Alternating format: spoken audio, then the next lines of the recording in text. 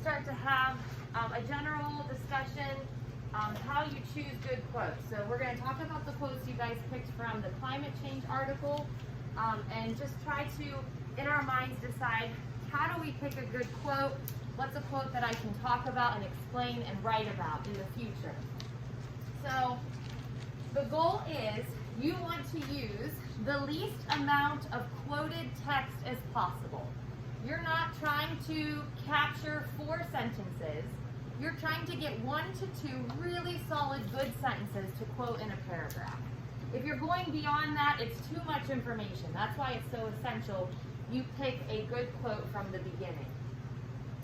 So don't pick kind of the junky, uninformative parts of a passage, one that does not give you a lot to work with. You want solid, good sentences that really capture the foundation of the message of the article. You gotta pick, just like our activity yesterday, you gotta pick quotes that support your point. If not, there's going to be some disconnect between your thesis, introduction paragraph, and the rest of your body paragraphs. Cut down the quote if you have to, if you really like it, but you only like parts of it. We'll talk about how to cut a quote down and make it smaller, and this allows you to fully explain the significance of the quote.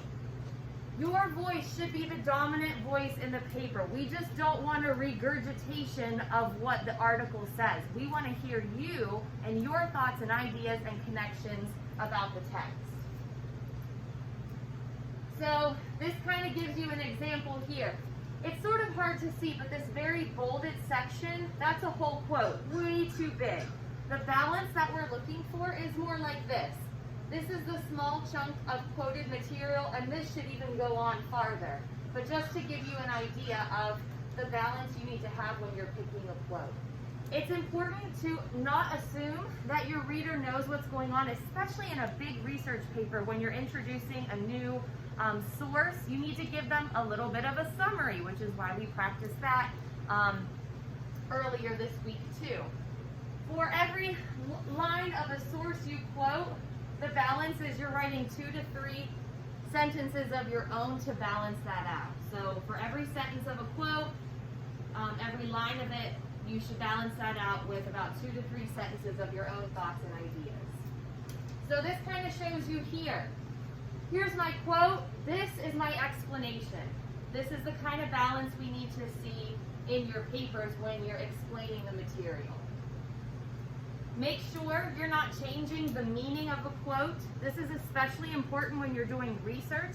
Make sure you thoroughly understand the article, you read it through, you've got your ducks in a line before you decide to use it, because you don't want to misrepresent what the author was trying to say. Choose meaningful quotes, make sure they support your thesis, and make sure you can actually say something about them following MLA format, which is what we are going to learn shortly.